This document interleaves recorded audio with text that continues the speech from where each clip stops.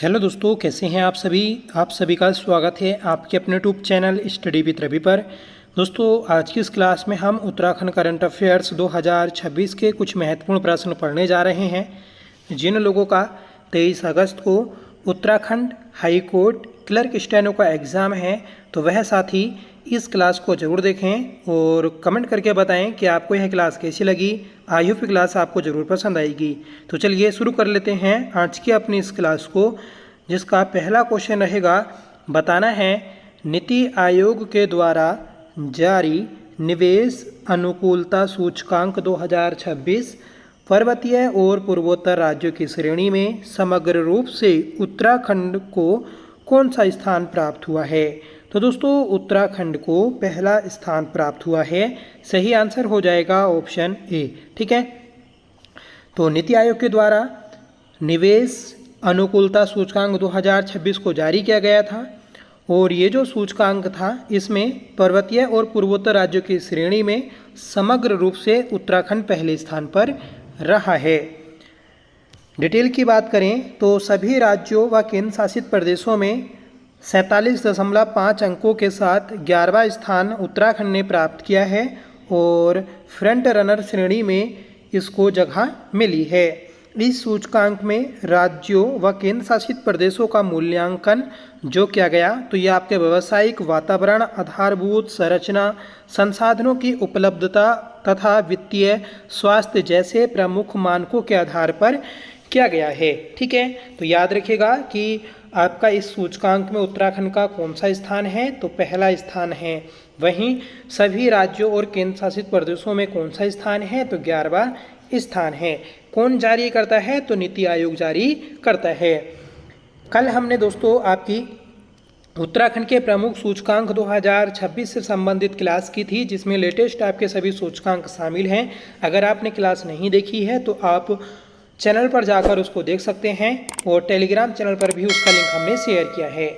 आगे बढ़ जाएंगे और बताना है कि उत्तराखंड भारत का कौन सा पूर्ण साक्षर राज्य बना। तो देखिए, उत्तराखंड जो है यह आपका भारत का पूर्ण साक्षर राज्य जो बना तो यह 6ठा बना है। सही आंसर हो जाएगा ऑप्शन बी। तो 6ठा पूर्ण साक्षर राज्य बन गया है। एक कार्यक्रम है दोस्तों आपका उल्लास। इस उल्लास कार्यक्रम के तहत ही दोस्तों उत्तराखंड को पूर्ण साक्षर राज्य घोषित किया गया है। ठीक है, तो याद रखें उल्लास, इसकी फुल फॉर्म होती है नव भारत साक्षरता कार्यक्रम। इसी के अंतर्गत ये उपलब्धि उत्तराखंड को प्राप्त हुई है और ये उपलब्धि प्राप्त करने वाला उत्तराखंड भारत का 6ठा राज्य बन गया। मुख्य बिंदुओं की बात करेंगे कि किस राज्य को पूर्ण साक्षर राज्य का दर्जा मिलेगा। तो देखिए, उत्तराखंड को 98% या उससे अधिक साक्षरता दर होने के साथ पूर्ण साक्षर राज्य घोषित किया गया है, जो कि देश का 6ठा साक्षर राज्य घोषित हुआ।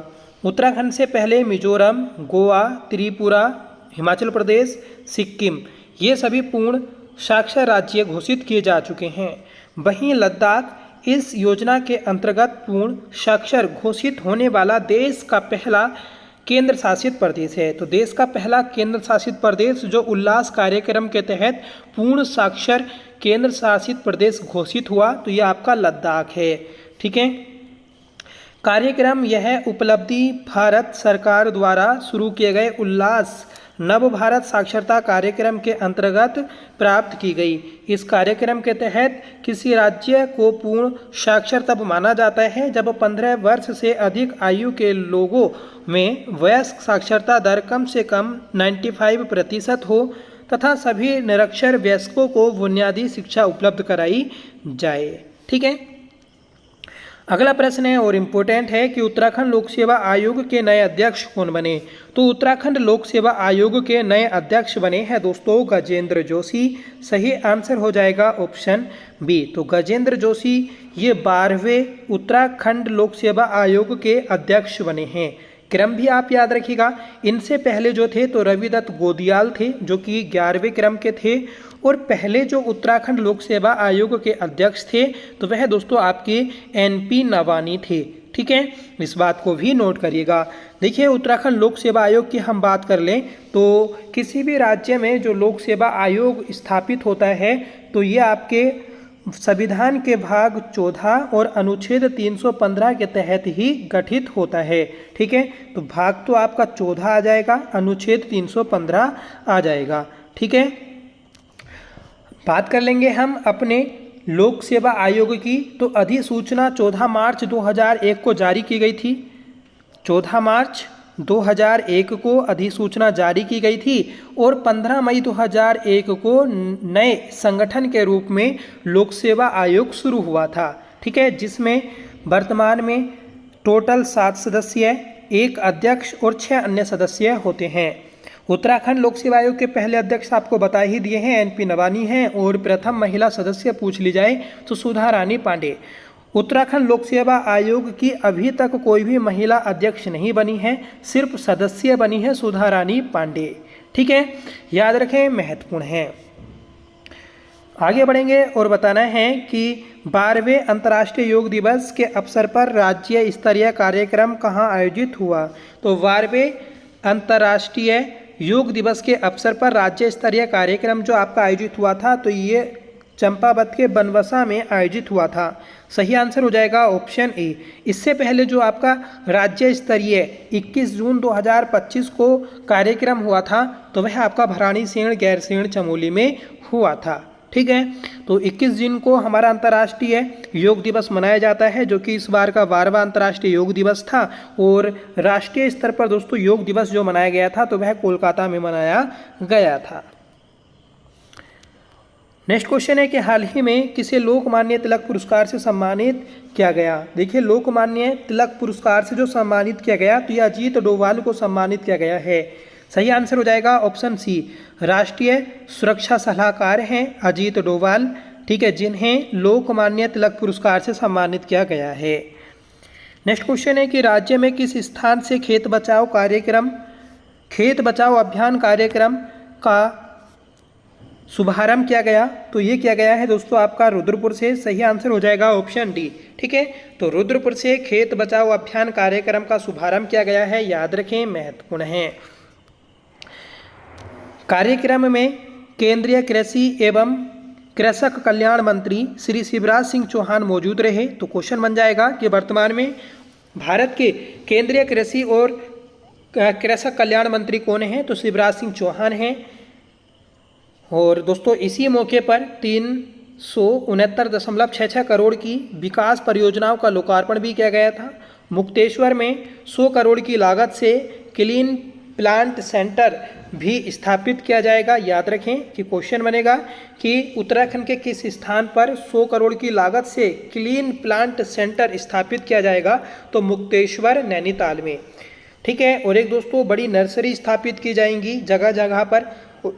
अगर कोई व्यक्ति बड़ी नर्सरी स्थापित करना चाहता है तो सरकार उसको 4 करोड़ की सहायता देगी और छोटी नर्सरी के लिए दोस्तों 2 करोड़ की सहायता दी जाएगी। चौबटिया अल्मोड़ा में 15 करोड़ की लागत से सेंटर फॉर एक्सीलेंस स्थापित किया जाएगा। ठीक है, फसलों की सुरक्षा के लिए घेरबाड़ कार्यक्रम के लिए 65 करोड़ की व्यवस्था की गई है। आपने देखा होगा पहाड़ी क्षेत्रों में, मैदानी क्षेत्रों में भी होता है कि सुअर या जंगली जानवर जो होते हैं, बंदर आदि, ठीक है, तो उनसे सुरक्षा करने के लिए खेतों की बाड़ की जाती है, जिसको घेरबाड़ परियोजना के नाम से जाना गया है। ठीक है, फसलों की सुरक्षा हेतु घेरबाड़ कार्यक्रम के लिए 65 करोड़ की व्यवस्था की गई। याद रखें, ऑटोमेटिक वेदर स्टेशन स्थापित करने के लिए 104 करोड़ की धनराशि की स्वीकृति मिली है। तो ये सभी चीज़ें हैं, याद रखें, इम्पोर्टेंट है। आगे बढ़ जाएंगे कि मुख्यमंत्री पुष्कर सिंह धामी ने कारगिल विजय दिवस पर परमवीर चक्र से सम्मानित सैनिकों को सरकार की ओर से दी जाने वाली अनुग्रह राशि 1.5 करोड़ से बढ़ाकर कितनी करने की घोषणा की है। तो देखिए, आपका भी कारगिल विजय दिवस मनाया गया था। ठीक है, और कारगिल विजय दिवस के अवसर पर ही परमवीर चक्र प्राप्त करने वाले जो सैनिक होते हैं तो उनको 1.5 करोड़ से बढ़ाकर अब 2 करोड़ राशि दी जाएगी। सही आंसर है ऑप्शन डी। ठीक है, नेक्स्ट क्वेश्चन है कि भारत की पहली 3 स्टार अंतर्राष्ट्रीय कुराश रेफरी मंजू नयाल बनी, यह राज्य के किस जिले से संबंधित हैं? देखिए मंजू नयाल जो हैं तो ये आपकी अल्मोड़ा की हैं, ठीक है, अल्मोड़ा की रहने वाली हैं, जो कि 3 स्टार अंतर्राष्ट्रीय कुरास रेफरी बनी हैं और ये पहली भारत की ऐसी महिला बन चुकी हैं। कुरास ये उज्बेकिस्तान का एक प्राचीन मार्शल आर्ट है, जैसे कुश्ती, ठीक है, खेल जो जूडो से मिलता जुलता होता है। नेक्स्ट क्वेश्चन है कि उत्तराखंड महक क्रांति नीति का क्रियान्वयन किस संस्था द्वारा किया गया या किया जाएगा? तो देखिए महक क्रांति नीति का क्रियान्वयन ये सगंध पौधा केंद्र सैलाकुई संस्था के द्वारा किया जाएगा। सही आंसर हो जाएगा option B, centre for aromatic plant, ठीक है, इसकी फुल फॉर्म होती है। सैलाकुई में आपका सगंध पौधा केंद्र स्थित है। सेंटर फॉर एरोमेटिक प्लांट्स ये इसकी फुल फॉर्म रही। उत्तराखंड महक क्रांति नीति का जो उद्देश्य है तो ये आपका सुगंधित जो एरोमेटिक प्लांट्स होते हैं या फिर आपकी जो फसलें होती हैं उन खेती को बढ़ावा देने के उद्देश्य से ये योजना बनाई गई है, जिससे किसानों की आय बढ़ सके, लोगों को रोजगार मिल सके और जो पलायन करते हैं पहाड़ों से तो वह पलायन रुक सके। इस नीति का क्रियान्वयन जो किया जाता है तो यह आपका सगंध पौधा केंद्र सैलाकुई के द्वारा किया जाता है, याद रखिएगा, ठीक है। उत्तराखंड में आपकी 5 एरोमा वैली विकसित की जाएगी, जिसमें पहला दमस्क रोज वैली जो कि चमोली और अल्मोड़ा में है। तिमूर वैली ये पिथौरागढ़ में बनेगी। मिंट वैली ये आपकी उधम सिंह नगर हरिद्वार में। दालचीनी वैली ये चंपावत और नैनीताल में। लेमन ग्रास वैली ये हरिद्वार, देहरादून, पौड़ी में बनेगी, ठीक है। और दोस्तों किसानों को 6 फसल विशिष्ट सैटेलाइट सेंटर जैसे चंपावत, पिथौरागढ़, उत्तरकाशी, चमोली, अल्मोड़ा और देहरादून में एक सेंटर स्थापित किए जाएंगे, जिससे दोस्तों जो फसलों की निगरानी है वह की जा सके, ठीक है। आगे बढ़ेंगे और बताना है कि उत्तराखंड खेल विभाग द्वारा या खेल विभाग ने पहली बार निम्नलिखित में से किन 4 नई खेल विधाओं को अपने कोटे में शामिल किया? तो देखिए शूटिंग, तैराकी, जिम्नास्टिक और आइस स्पोर्ट्स, इन चारों खेलों को अपनी विधाओं में शामिल किया है उत्तराखंड खेल विभाग ने। उत्तराखंड खेल मंत्री हैं दोस्तों रेखा आर्या और उन्हीं ने दोस्तों ये जो आपकी 4 खेल प्रतिस्पर्धाएं हैं इनको शामिल किया है। इन नई खेल विधाओं को जोड़ने से खेल विभाग के अधीन संचालित खेलों की संख्या अब 8 से बढ़कर 12 हो गई है। 15 जुलाई से महाराणा प्रताप स्पोर्ट्स कॉलेज देहरादून में ये खेल जो हैं आपके जो शामिल किए गए हैं इनकी ट्रेनिंग स्टार्ट हो चुकी है। राज्य गठन के बाद अब तक खेल विभाग के अंतर्गत football, hockey, athletics, boxing, judo, badminton, volleyball, cricket का प्रशिक्षण दिया जाता है। महाराणा प्रताप स्पोर्ट्स कॉलेज ये आपका देहरादून में कहाँ पर स्थित है और इसकी स्थापना किस वर्ष हुई? प्लीज़ आप कमेंट करके बताएं।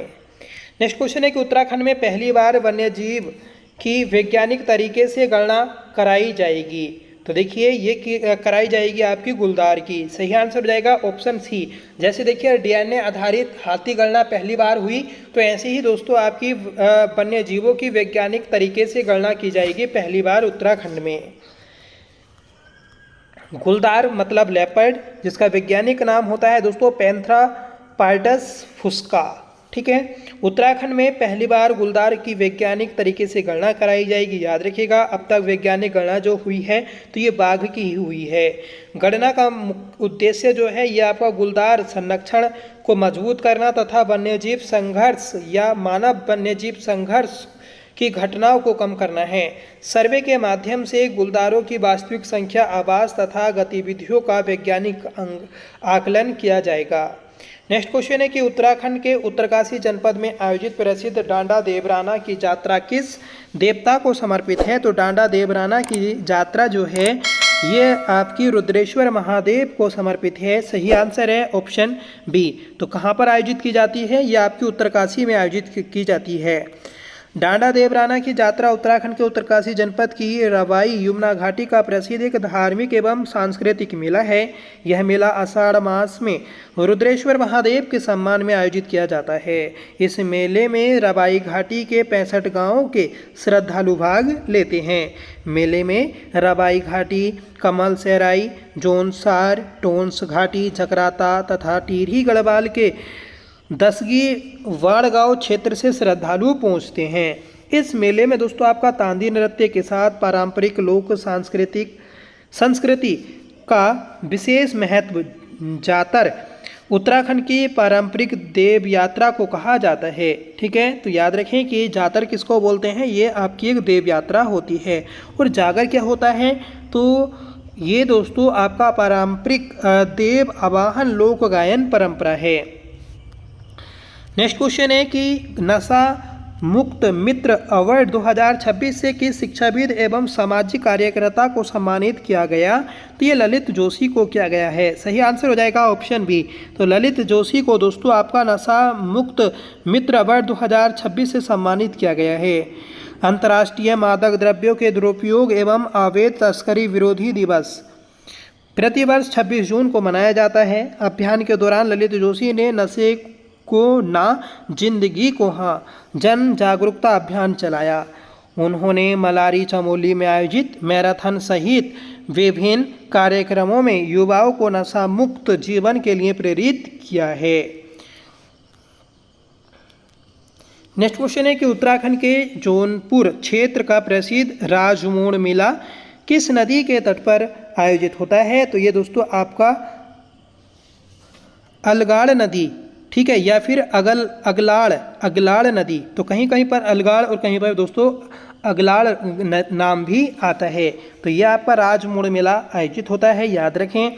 ये जो मेला है यह आपका टिहरी जनपद के जौनपुर क्षेत्र का एक ऐतिहासिक और दोस्तों पारंपरिक लोक मेला है। यह मेला अगलाड़ नदी के तट पर आयोजित होता है। लोक परंपराओं के अनुसार इस मेले की शुरुआत 1866 में टिहरी नरेश महाराजा भवानी शाह द्वारा की गई थी। मेले में टिमरू की छाल, पत्तियों एवं बीजों से तैयार प्राकृतिक मोड़ को नदी में प्रवाहित किया जाता है। टिमरू का प्राकृतिक जो आपका पाउडर होता है ये मछलियों को खिलाया जाता है या फिर दोस्तों पानी में डालते हैं नदी की, तो उससे दोस्तों अचेत हो जाती हैं मछली, मतलब बेहोश हो जाती हैं, जिससे आसानी से मछलियों को पकड़ा जा सके। ठीक है, और दोस्तों इस मेले में आपका ढोल दमाऊ, रणसिंगा, तांदी और रासो जैसे पारंपरिक लोक वाद्य यंत्रों का प्रयोग किया जाता है। इसमें दोस्तों आपके 114 से अधिक गांव के लोग पहुंचते हैं। नेक्स्ट क्वेश्चन है कि घर बैठे डाक के माध्यम से मरीजों को नियमित निःशुल्क दवा उपलब्ध कराने वाला देश का पहला राज्य कौन बना, तो ये दोस्तों उत्तराखंड बन गया है, ऑप्शन बी। ठीक है, नेक्स्ट क्वेश्चन है कि 660 मेगावाट क्षमता वाली किसाऊ जल विद्युत परियोजना किस नदी पर स्थित है, तो ये आपके टोंस नदी पर स्थित है। टोंस नदी पर ही स्थित है दोस्तों आपकी ये किसाऊ जल विद्युत परियोजना देहरादून में, जो कि 660 मेगावाट क्षमता वाली ये परियोजना है। किसाऊ बहुउद्देश्य जल विद्युत परियोजना टोंस नदी पर स्थित है, जो कि यमुना नदी की सहायक नदी है। परियोजना की स्थिति विद्युत क्षमता 660 मेगावाट है। परियोजना से उत्पादित 660 मेगावाट बिजली उत्तराखंड एवं हिमाचल प्रदेश के बीच बराबर बांटी जाएगी। इस परियोजना को राष्ट्रीय परियोजना का दर्जा प्राप्त है, याद रखिएगा। परियोजना के जल घटक की लागत 90% केंद्र सरकार वहन करेगी, जबकि दोस्तों 10% लागत राज्यों के द्वारा की जाएगी। ठीक है, इसमें दोस्तों आपके हिमाचल प्रदेश और उत्तराखंड राज्य शामिल हैं, और इसका जो दोस्तों बंटवारा होगा, पानी का जो बंटवारा होगा, तो ये 6 राज्यों के बीच होगा, जिसमें आपका उत्तराखंड, हिमाचल प्रदेश, दिल्ली, उत्तर प्रदेश, हरियाणा और राजस्थान शामिल हैं। ठीक है, नेक्स्ट क्वेश्चन है कि नशा मुक्त भारत सप्ताह 2026 का राष्ट्रीय समापन समारोह कहाँ आयोजित किया गया, तो ये किया गया है दोस्तों आपका हेमवती नंदन बहुगुणा गढ़वाल विश्वविद्यालय में, ऑप्शन डी। अगला प्रश्न है कि उत्तराखंड में प्रस्तावित सीता सर्किट परियोजना के अंतर्गत निम्नलिखित में से किस मंदिर को शामिल नहीं किया गया है। देखिए, सीता सर्किट परियोजना के अंतर्गत आपका जो केदारनाथ मंदिर है इसको शामिल नहीं किया गया है। रघुनाथ मंदिर, वाल्मीकि मंदिर और लक्ष्मण मंदिर, इन तीनों को शामिल किया गया है। सीता सर्किट परियोजना उत्तराखंड में प्रस्तावित धार्मिक एवं पर्यटन विकास परियोजना है। सीता सर्किट परियोजना उत्तराखंड में प्रस्तावित धार्मिक एवं पर्यटन विकास परियोजना है। जिलाधिकारी स्वाति एस भदौरिया ने विकासखंड कोट के फलसवाड़ी गांव में परियोजना का स्थलीय निरीक्षण किया। परियोजना के अंतर्गत सीता मंदिर के साथ रघुनाथ मंदिर, वाल्मीकि मंदिर एवं लक्ष्मण मंदिर को भी शामिल किया गया है। परियोजना का उद्देश्य धार्मिक स्थलों को एकीकृत आध्यात्मिक एवं पर्यटन परिपथ के रूप में विकसित करना है। अगला प्रश्न है कि उत्तराखंड के इतिहास में सबसे लंबे समय तक सेवा देने वाले राज्यपाल बनने का कीर्तिमान किसने स्थापित किया। देखिए, सबसे लंबे समय तक राज्यपाल बनने का जो कीर्तिमान आपका बनाया है तो ये आपका लेफ्टिनेंट जनरल गुरमीत सिंह ने बनाया है। सही आंसर है हमारा ऑप्शन सी। ठीक है, ये जो आपके लेफ्टिनेंट जनरल गुरमीत सिंह हैं राज्यपाल, ये हमारे 8वें क्रम के राज्यपाल हैं, याद रखिएगा। ठीक है, तो ऑप्शन सी आपका करेक्ट आंसर रहेगा। अब यहाँ पर राज्यपाल की बात आई तो राज्यपाल से संबंधित कुछ चीज़ महत्वपूर्ण है, उनको जान लेते हैं। जैसे आपसे क्वेश्चन बन जाएगा कि राज्यपाल की नियुक्ति कौन करता है, तो आपका राष्ट्रपति करता है। किस अनुच्छेद के तहत, तो दोस्तों 155 के तहत करता है, अनुच्छेद 155 के तहत। और अनुच्छेद 153 में बोला गया है कि प्रत्येक राज्य का एक राज्यपाल या गवर्नर होगा। ठीक है, तो इस चीज़ को याद रखें। और दोस्तों, किसी भी राज्य की कार्यपालिका का जो संवैधानिक प्रमुख होता है तो वह आपका राज्यपाल ही होता है। ठीक है, और दोस्तों राज्यपाल को राष्ट्रपति अपनी इच्छा से पर्यांत तक पद धारण कराता है, मतलब उसके इच्छा अनुसार ही दोस्तों वह अपने पद पर रहता है। और राज्यपाल बनने के लिए 35 वर्ष की आयु होना जरूरी है, इस चीज़ को याद रखिएगा। ठीक है, और दोस्तों जो राज्यपाल होता है तो राज्यपाल को शपथ कौन दिलाता है, तो उच्च न्यायालय का मुख्य न्यायाधीश जो होता है तो वह शपथ दिलाता है, अनुच्छेद 169 के तहत। इस चीज़ को याद रखिएगा। ठीक है, और आपसे पूछा जाएगा कि जैसे राष्ट्रपति के पास में क्षमादान की शक्ति होती है तो ऐसे ही दोस्तों आपकी राज्यपाल के पास भी क्षमादान की शक्ति होती है। तो क्षमादान की शक्ति जो होती है ये किस अनुच्छेद में होती है, तो 161 में होती है, अनुच्छेद 161 में। ठीक है, इस चीज़ को याद रखिएगा। राज्यपाल के ही द्वारा दोस्तों मुख्यमंत्री की नियुक्ति की जाती है, अनुच्छेद 164 के तहत। ठीक है, और राज्यपाल के ही द्वारा दोस्तों अनुच्छेद 165 के तहत महाधिवक्ता की नियुक्ति की जाती है, इसको भी याद रखिएगा। तो ये सभी चीज़ें दोस्तों इंपॉर्टेंट हैं। जहाँ जैसे हमने देखा कि क्षमादान 161 में है, ऐसे ही दोस्तों अनुच्छेद 123 में आपकी आता है अध्यादेश। ठीक है, तो राज्यपाल अध्यादेश किस अनुच्छेद के तहत जारी करता है, तो 213 के तहत, अनुच्छेद 1 से 123 के तहत जो अध्यादेश जारी करता है तो वह आपका राष्ट्रपति जारी करता है। तो ये तो चीज़ें थी दोस्तों राज्यपाल से संबंधित कि राज्यपाल की नियुक्ति कैसे होती है, कौन करता है, किस अनुच्छेद के तहत होती है। अब देखिए बात कर लें कि जैसे गुरमीत सिंह जो है हमारे राज्यपाल, ये सबसे लंबे कार्यकाल वाले राज्यपाल बन चुके हैं। तो ये 6 जुलाई 2021 को 1756 दिन तक कार्य पूरा कर चुके हैं। ठीक है, और इससे पहले सबसे लंबा कार्यकाल जो होता था सुदर्शन अग्रवाल का होता था। गुरमीत सिंह ये 2021 से अपने पद पर नियुक्त हुए थे 15 सितंबर 2021 को, जो कि राज्य के 8वें मुख्यमंत्री हैं, राज्यपाल हैं। ठीक है, और जो सुदर्शन अग्रवाल थे तो ये 8 जनवरी 2023 से 28 अक्टूबर 2007 तक कुल 1755 दिनों तक उत्तराखंड के राज्यपाल के रूप में रह चुके हैं। अब क्वेश्चन बनेगा कि उत्तराखंड में राज्यपाल के रूप में सबसे छोटा कार्यकाल किसका है, तो दोस्तों BL जोशी का है, जो कि 3रे नंबर के राज्यपाल थे। पहली महिला राज्यपाल कौन थी, तो दोस्तों ये थी आपकी मार्गरेट अल्वा। और क्वेश्चन बनेगा कि पहले मुस्लिम राज्यपाल कौन थे, तो अजीज कुरैशी थे। इस चीज़ को याद रखें।